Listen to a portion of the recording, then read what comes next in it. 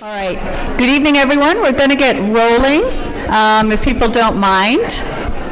So to end our fantastic day, we have before you a pantheon of AGA presidents.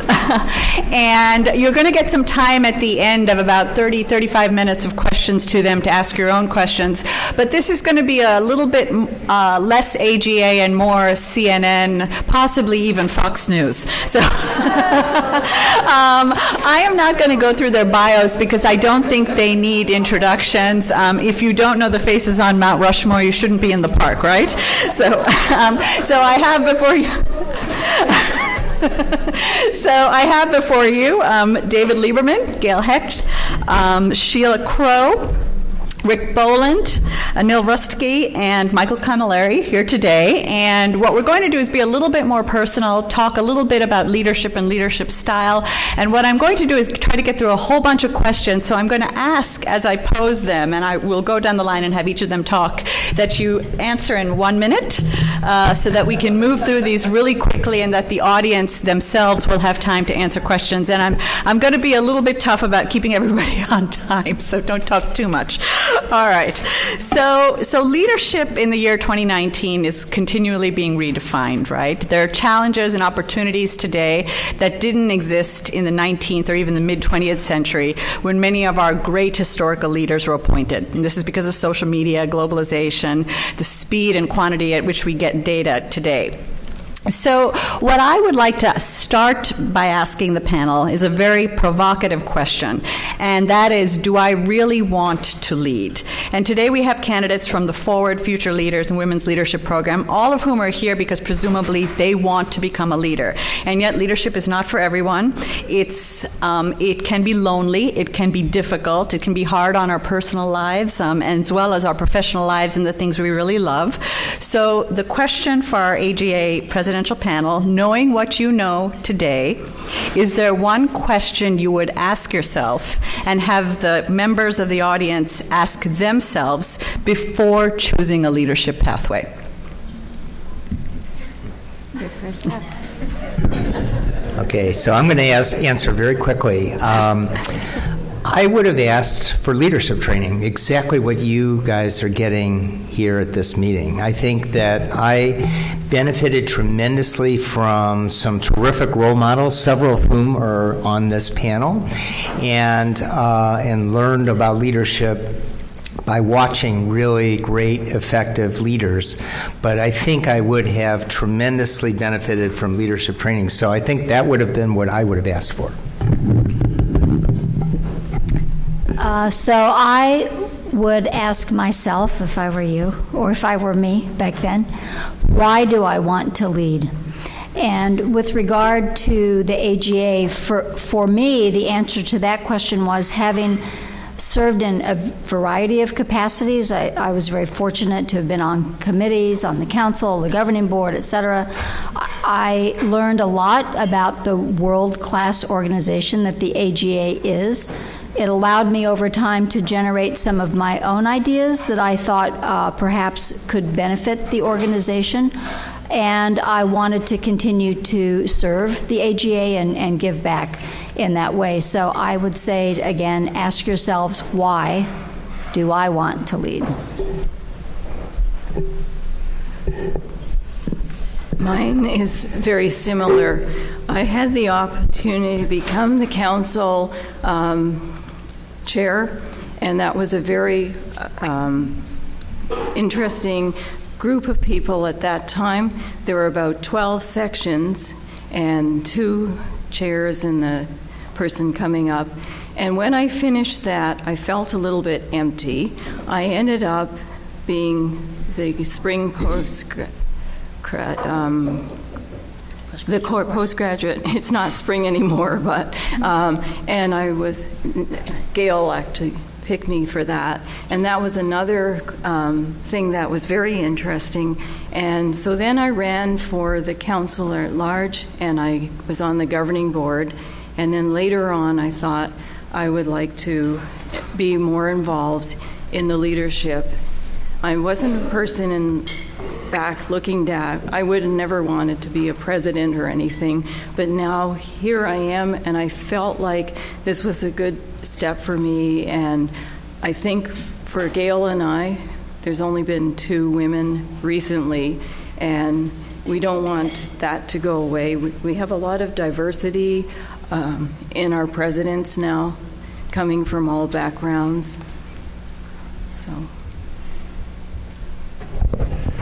I started my GI fellowship in 1978. I might be the oldest one in the group in this regard. And I'll have to say, I was at a place where it was very competitive, but it was not very nurturing. And I was intimidated by the concept of trying to lead in that particular atmosphere. Then in 1984, I got recruited to the University of Michigan by Tachi Yamada. And for the first time, I felt real family-style support and nurturing.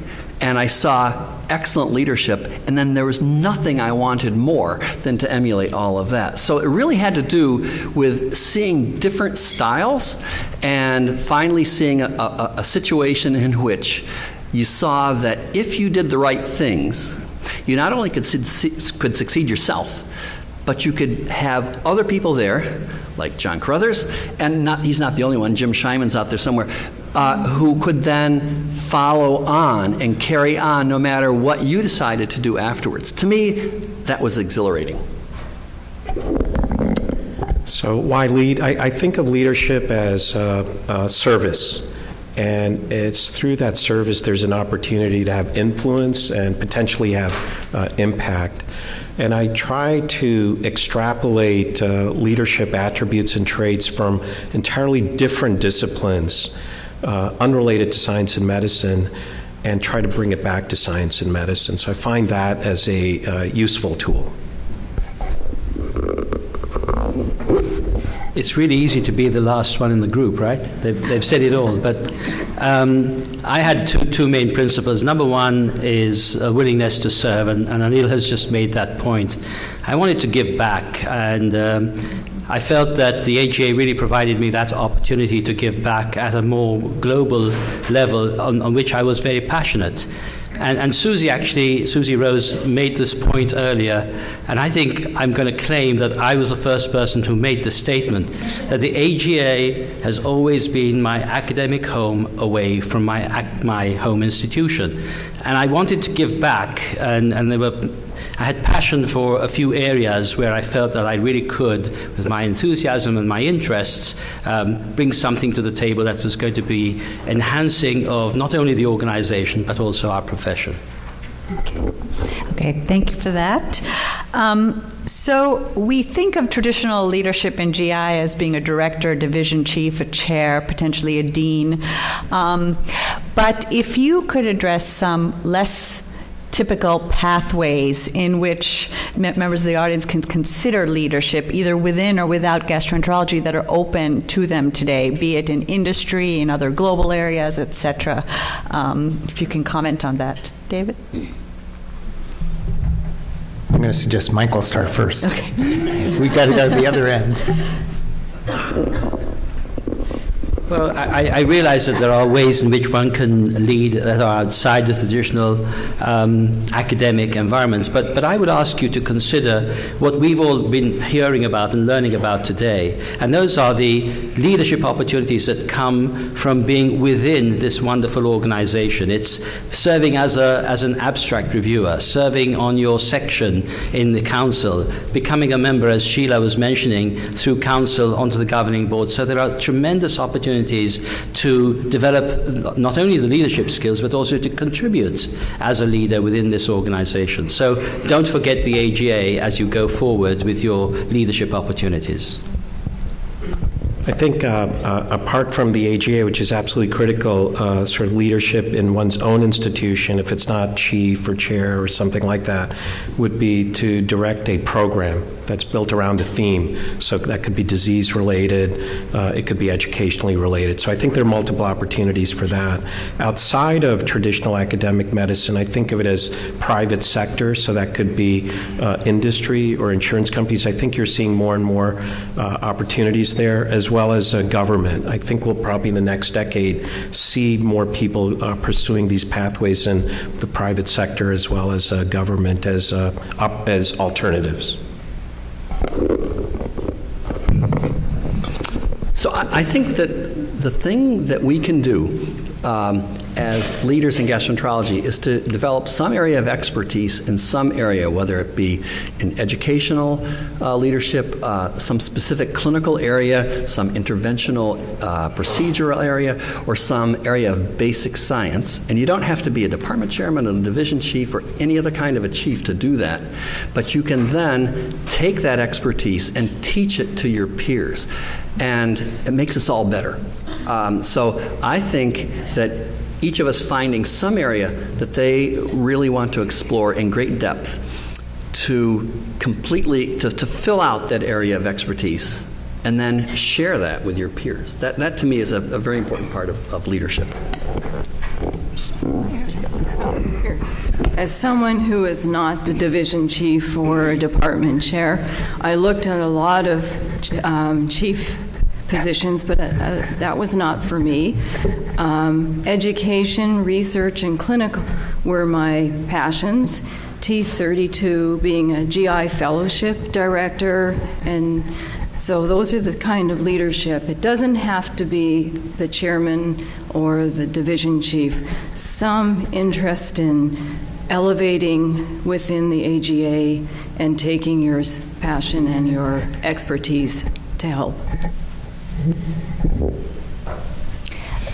My comments are similar to what others have said, and I actually advise fellows or early faculty that we interview to find your passion and make that your program. As others have said, it can be disease-oriented, and typically in GI we think about IBD, interventional, hepatology, now maybe motility, but think outside of the box, right? Come up with your own thing. Make your program in small bowel, geriatric GI problems. I mean, make up your own thing and become the leader of that. Not only in your institution, but even nationally. You'll be asked to speak, to write chapters, to write reviews. If you want to lead and have some practice, develop it around what you really enjoy, either research, clinical, or both. You can conceive of your own opportunities and make those happen. So my answer to this is very similar to Gail and Rick, that I think there are lots of opportunities wherever you are. And I know there are a number of people here that are in practice settings. And you may be asking yourself, well, how can I be a leader in a practice setting? And I think one way to look at it is what Rick and Gail just suggested, and that is just looking at what you're doing every day, asking questions about it, about what you're doing in clinical practice, and making that a focus and a passion for your career. I certainly, my approach to research has always been to ask very, very simple questions like, why are we doing what we're doing? And is it improving outcomes? And I think that can extend to anybody in any kind of practice setting. Great. Thank you for that. Today is International Women's Day, so congratulations to all the women out there. And there has been much written on the differences in leadership style between men and women and some of the unique attributes that women can bring to leadership. And we would like even all the men in the audience who are aspiring to this to learn from this. So Sheila and Gail, for the women, provide an example of how you have leveraged this in your own career and along your own trajectory.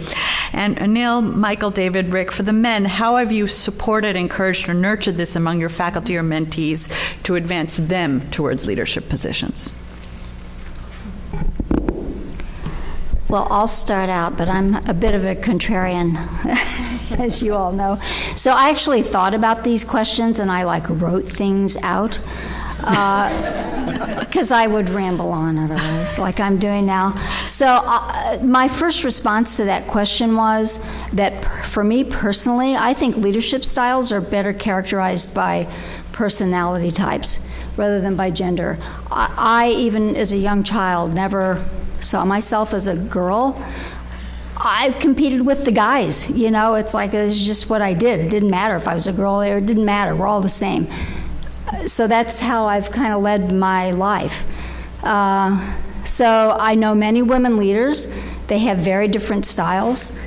My personality type, has anyone done that DISC testing stuff? Yeah.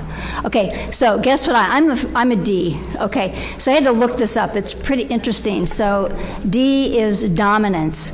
And here are some of I read the characteristics. But I'm a D. I'm a D with some S. Okay, so emphasis on accomplishing results, bottom line, confidence, sees big picture, blunt, accepts challenges, gets to the point. Okay, it's like, yeah, that's pretty much me. But then there's an S, tenderness, emphasis on cooperation, openness, persuading others, enthusiastic, optimistic, and dislikes being ignored. It's like, I literally pulled this offline. I'm like, yeah, this is exactly how I would describe myself. So I think my leadership follows from those personality traits. If someone, I can be like warm and fuzzy, but if I have an opinion, you're going to hear it. It's just I can't help myself. So I don't think that's a matter of being a woman. It's a matter of being of the personality that I am. So David and I went along with Tom Serena to the Association of Associations, and so first of all, David this and does I, exist, by the way. Yes, and there were people that were shower curtains people and ophthalmology and and lots of them were not medical people. So David and I have exactly the same profile. We're about E and all those, and we're completely opposite of Tom Serena, which is a good thing when you're working with a leader. So I think it's very individual. I don't think it's on a gender, and it also depends on in the group that you're working with, the number of people. It's very difficult to have one way of dealing all the time. It's not possible. The men? You afraid to answer? I'm not afraid. Michael? David's okay. I'll make a quick comment here. I believe in lessons in life, and one of those is I always listen to Gail Hecht. As you should.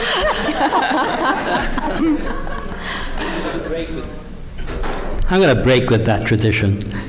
I'm very fortunate. Perhaps it's because of the particular area I have clinical research in, but female mentees outnumber male mentees in my career by a factor of 4 to 1. Now, it may be that they're attracted to this warm personality as a mentor, or it may be that I do take this very, very seriously, and that I try to understand what the passion of the individual mentee, male or female, is, and to nurture it. So I think it comes down to, the personality of the individual, and it doesn't really matter, in my opinion, whether that happens to be a male or a female. So let me just say this. I grew up with 2 sisters. I have 3 daughters. I grew up in a household with 4 women. Our dog was female, I began to cycle with them, okay? So I met, and I can't say I'm as good as John Carruthers with his 4 daughters, but I tried my best. Okay, so, but after visiting my little brother with his 3 sons, I realized, and I truly believe, there's a difference between a male and a female personality. There's overlap, and it's not concrete, but there's really a difference. But I like the female personality. I hear different things at different times from female leaders than from male leaders, and I take them both in. So for me, I say, yeah, there's some differences, but I accept that, and I accept it as part of the diverse opinions that we need to hear to be our very best.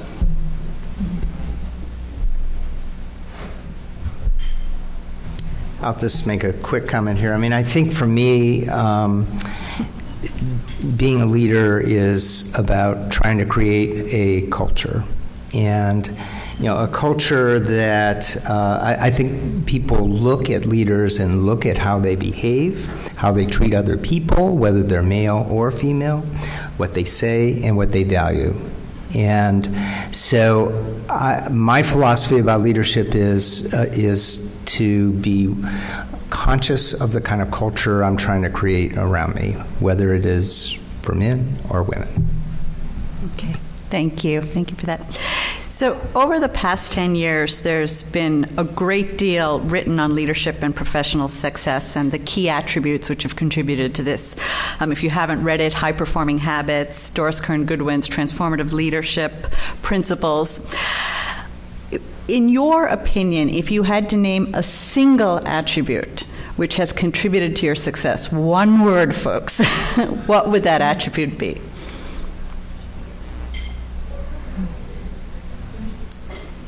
I think for me, it's being calm in a storm. And I think we heard... That's 3 days. Calm.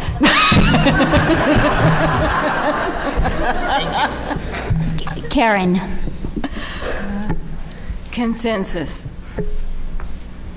I'm going to talk about this tomorrow, but it's been focus and persistence. Oh, that's 2 words. Compassion. Communication. Fantastic. That's great. A lot of C words. Okay. All right. And the last question. Okay. I'm not going to time limit this one because it's a little bit more personal and perhaps a little bit more difficult. Introvert or extrovert, and how has this served or challenged you?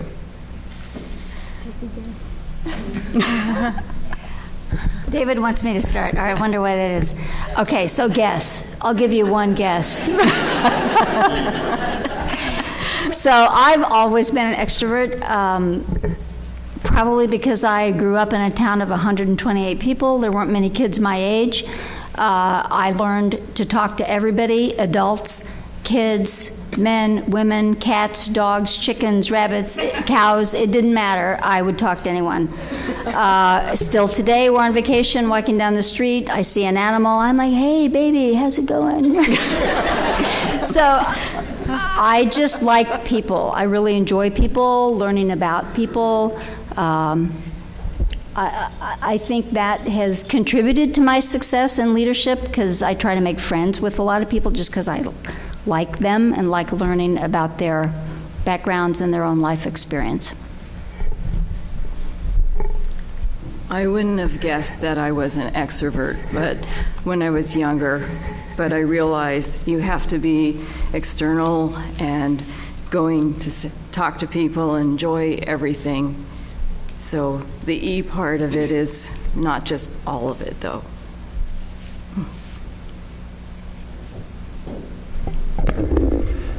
I would say for the first 40 years of my life, I was shy and introverted. I didn't quite think that what I had to say was going to be important and that anyone would understand it or be interested in it. And then, somewhere along the line, I developed enough expertise that I thought people would want to hear about it. So then, yo!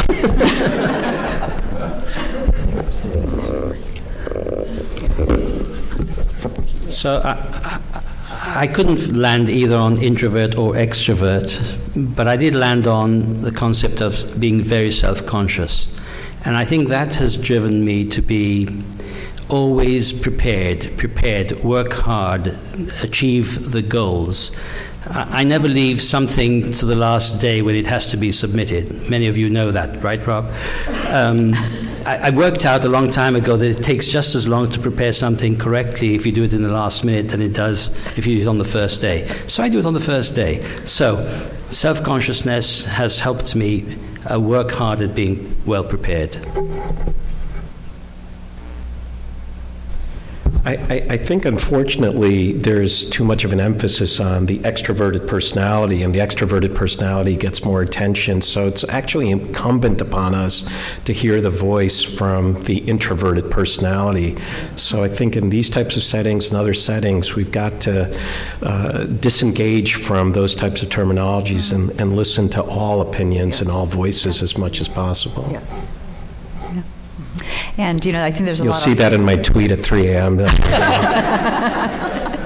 I think there's a lot of literature that suggests it doesn't really matter. A lot of leaders are, in fact, introverts. If you haven't read Quiet, you should really read it. And I'm going to stop talking about books because I'm starting to feel like Oprah. But I will invite the audience now to ask questions. So we'll take maybe another 15 minutes or so of questions. If people want to come up to the mics, do talk into the mics because this session is being recorded. Sharmila, I just want you to talk about your career trajectory. What you do outside of Yeah, I do this. No.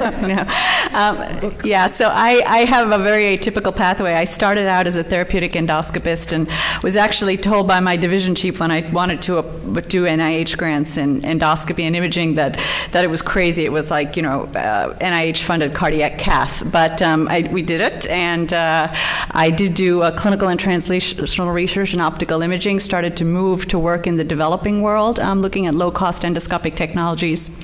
Did a couple grants, and eventually went into global health administration. So now I'm actually outside of GI entirely. I still scope, but I basically run my grants all over the world, and I run all of Baylor's international programs. So a very, very different pathway, but have never looked back.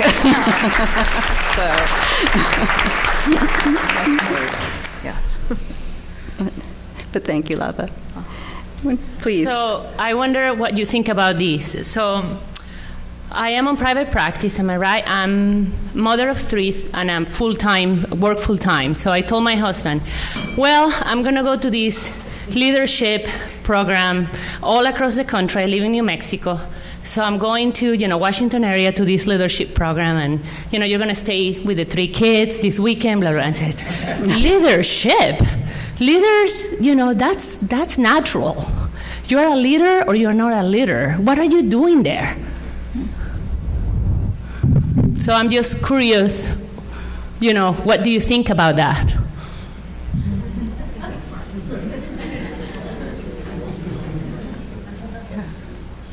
All right. Well, it's like, wow, what do you say? Looking back, I can say this about my own experience, in all honesty. I had no leadership training. I would have benefited from it. I know that. I've talked about my personality. It's a strong personality, but it's not always a strength, okay? Only as I become older does it become tempered, and do I learn how to manage it in a more positive way. So in retrospect, this would have been awesome for me. These things weren't so common at that point in my career. So I don't know. You can take that back to your husband. I think there are so many forms of leadership in so many phases of our life. We're talking primarily here about our professional lives, but our lives, of course, are much broader and bigger than just our professional lives.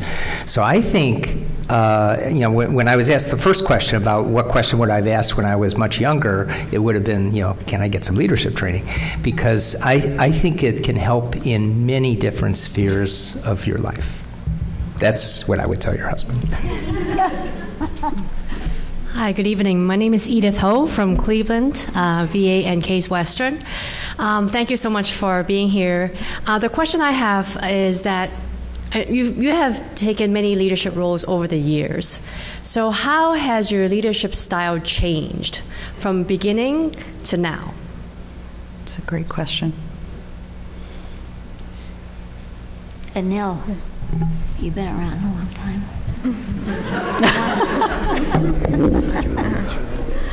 Unfortunately, we all have. I think probably the most important thing I learned, particularly through the leadership within the AGA, is the importance of understanding the mission and consensus building, and understanding the broad membership and the responsibility to address the main issues related to that membership. I mean, I'll give you examples.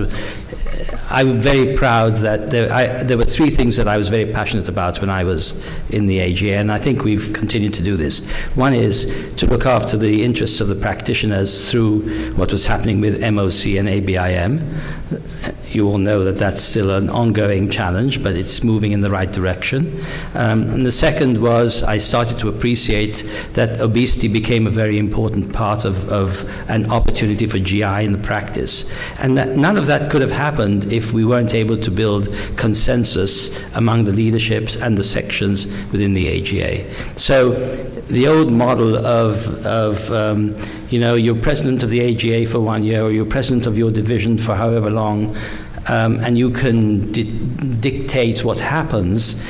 I think those models are over. I think it's so important to be able to understand the mission, understand the passion that's guiding a group of people and the profession, and try to facilitate it through consensus building.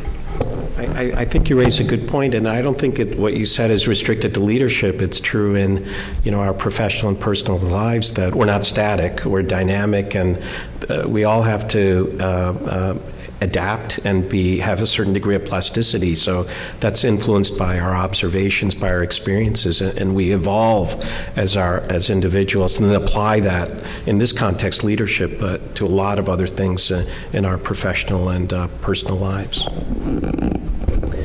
When I think in terms of how things changed the most for me, I think as time has gone by, I think it was always an important thing to listen.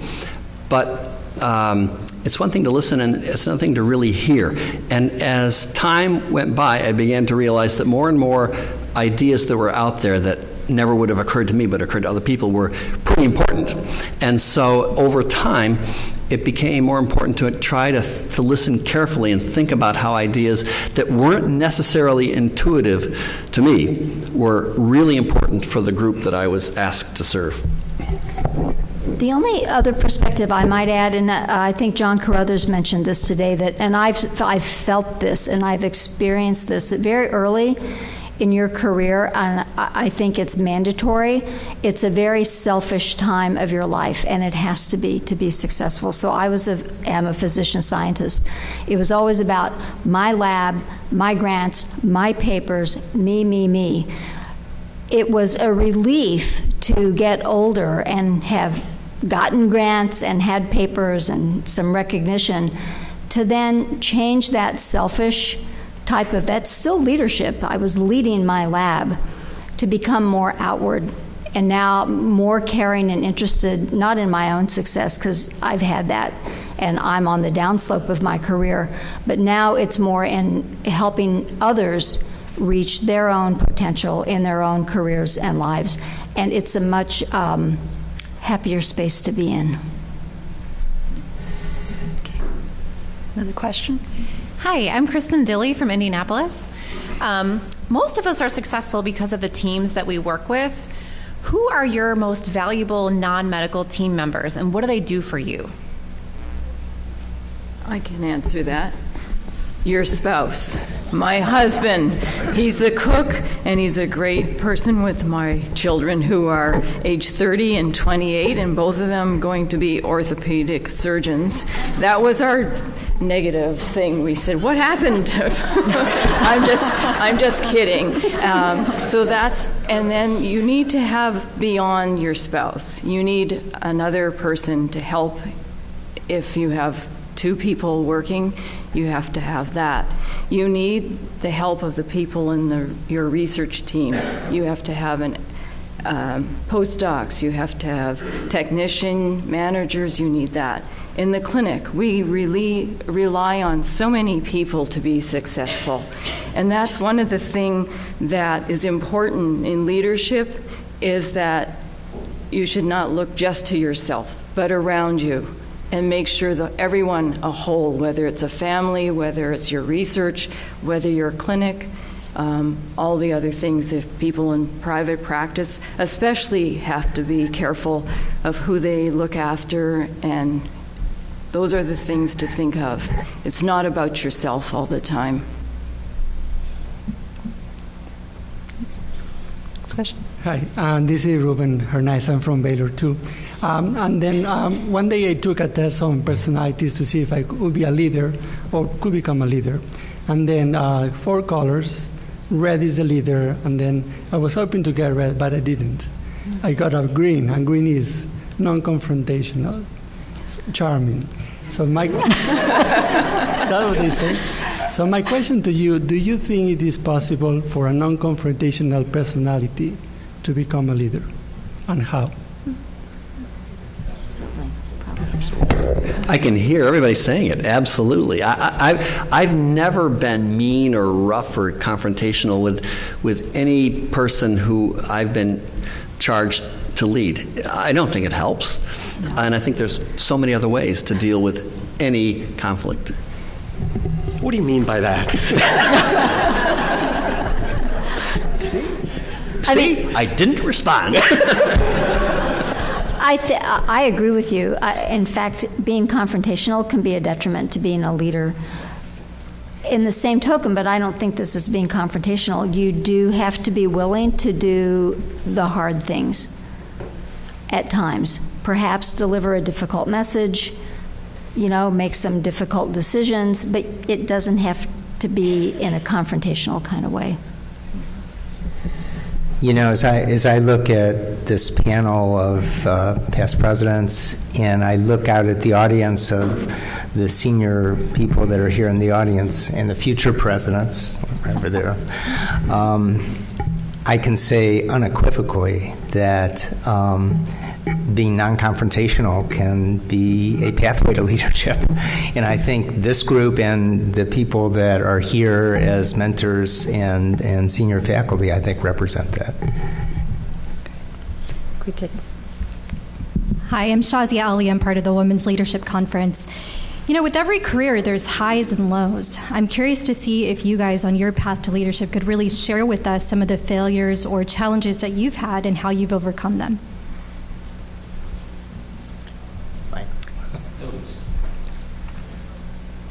I told this story to some people I've interacted with today. The first NIH grant I ever submitted scored at the 75th percentile. Okay, it sank, right?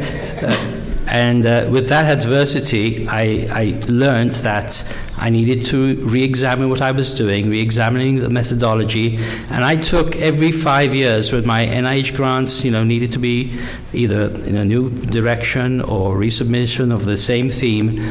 I took that as an opportunity to ask myself the same question: is this a really important question?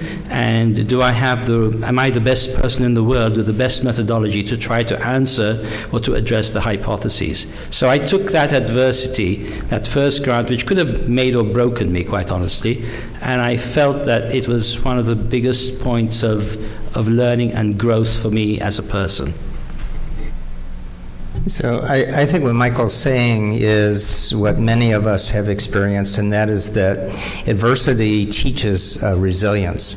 Many years ago, John Carruthers and I were co-chairs at the Academic Skills Workshop, and I remember John's talk where he said that, now mind you, he is the chair of medicine at the University of Michigan with millions of dollars in NIH grants now, that his first 7 grants were rejected. And it did not stop him. And so he learned from that, demonstrated resilience. My personal experience was that a major effort that I made to get a VA cooperative study started was initially rejected. Subsequently, I made went through the same kind of thought process as Michael, decided to resubmit, and because I was passionate about it and I thought we could do it, it got funded, and that was the study on screening colonoscopy. And so I think these low points don't necessarily have to be low. I think they can teach us about resilience.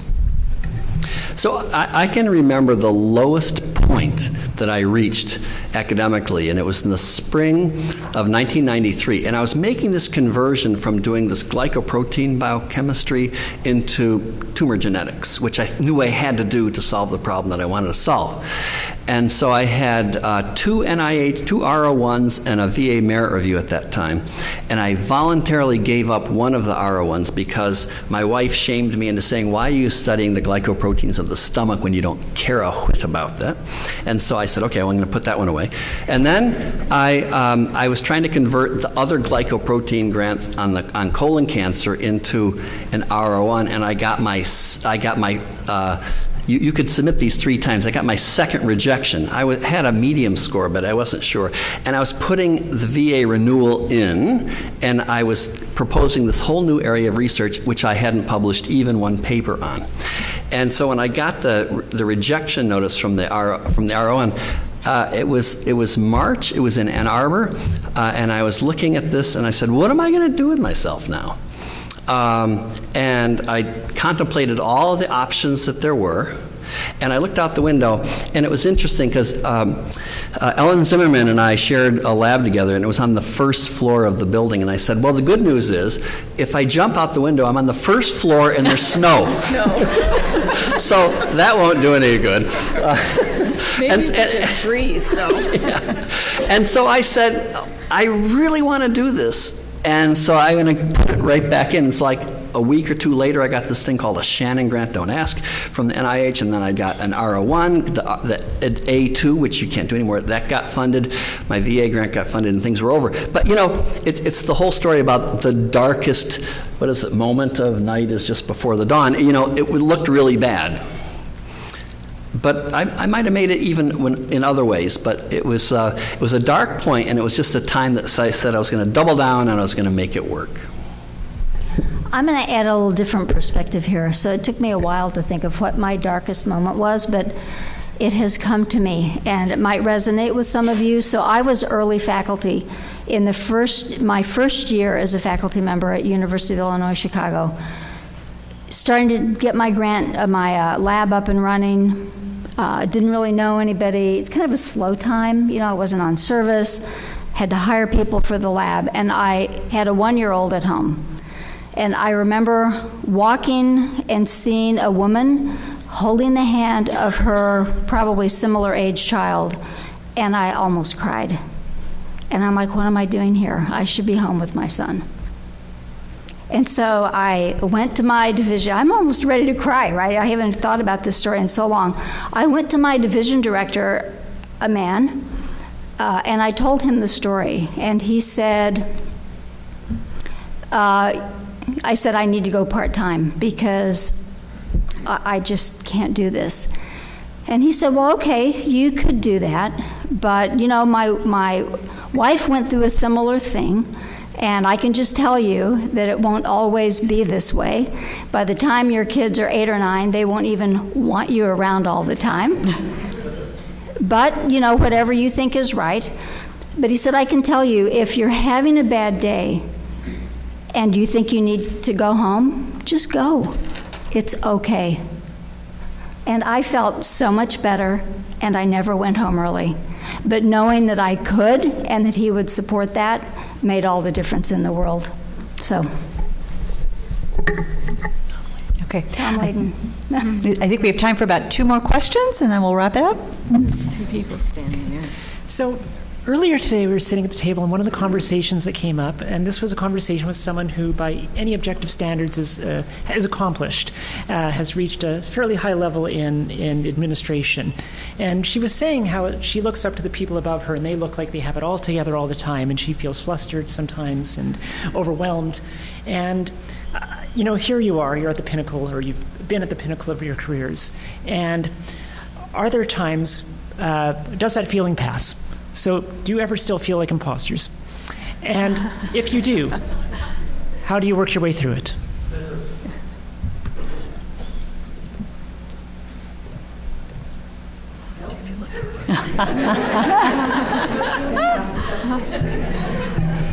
So I'll try to tackle that. Yes, I do feel as an imposter sometimes. And because I know there are some really smart people around that know a lot more than me. And I take that as a challenge, really, to try to learn from them. And so I realize I don't have all the answers. I don't have all the knowledge, and I can learn from other people. So I look at it from the perspective of not necessarily being an imposter, but still being a student, still trying to learn, still trying to acquire new information.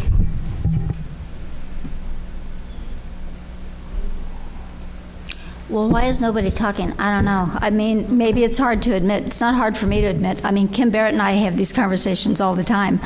Yeah, so many of us, including me, are full of insecurities. You know, I always think, look, my research is okay. It's not the best in the world by any means, not the worst. But, you know, I like it, and I do what I do, and I understand that there are bajillions of people much smarter and that do much better and more important work than I do. But you know what? I'm okay with that. Maybe I wasn't always okay with that, but today I'm okay with that. I think we all have our own insecurities. I mean, I think. Maybe not these guys, because they're not saying anything. That's why I spoke up. I tell you, I say what I described the D, right? So here it is. All right, so here's why I wasn't saying anything, because I had to come to grips with the fact that I had a grant for 10 years. So in the mid-1990s, we did some experiments that suggested that an interesting transforming virus was in colon cancers. And there was every reason to believe from first principles that this would have been a really important thing. And we did one experiment after another and got a lot of papers published in very good journals. And after a certain amount of time, I realized we were probably wrong. And so on 2 different occasions, in front of very large crowds of people, somebody said, well, what about this JC virus story? And I said, I think we were wrong. That's a pretty humbling thing to say when you've taken money from the government, when you've published papers, and fundamentally there was something that was right about it, but basically you overinterpreted it. It's pretty humbling. You're not alone, probably, with lots of scientists. I think it's important for all of us to acknowledge that we have weaknesses, but then to go beyond that and is try to address those weaknesses and try to correct them. So I actually view it as a strength of self-reflection, what are our foibles, and try to correct them. So I actually view that as a positive pathway. Last question. John Kerr from University of Michigan. As future leaders, I think we would like to know what are some of the threats and challenges that the society faces, to better prepare ourselves. What were some of the things that you would say would be the top priority in terms of challenges and opportunities?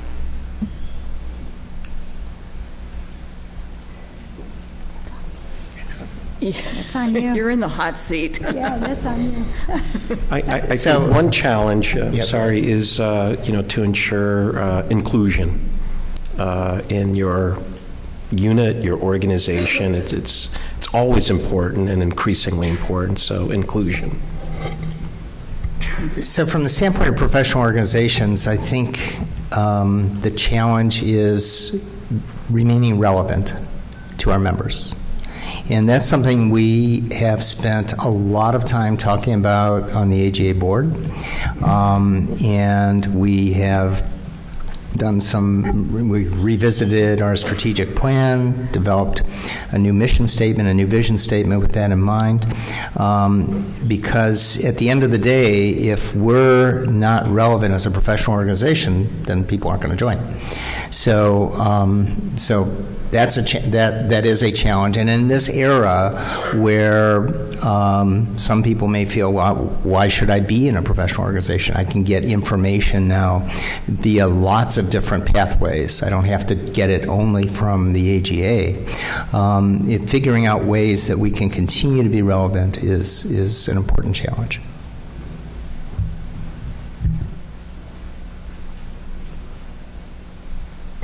I was also going to completely agree with David. It's the relevance story, but I think the other thing that, especially this organization that has always embraced the research opportunities and the research agenda for our profession, it's making sure that there is a pipeline of young researchers who are funded, and to make sure that the AGA research organization is sufficiently well funded to provide seed funds for young investigators, young leaders. And the same will apply, hopefully, in the field of education and other aspects of other aspects of the AGA's activities. All right. Well, I think it's a wrap. I want to thank our presidential panel for your wonderful personalized insights.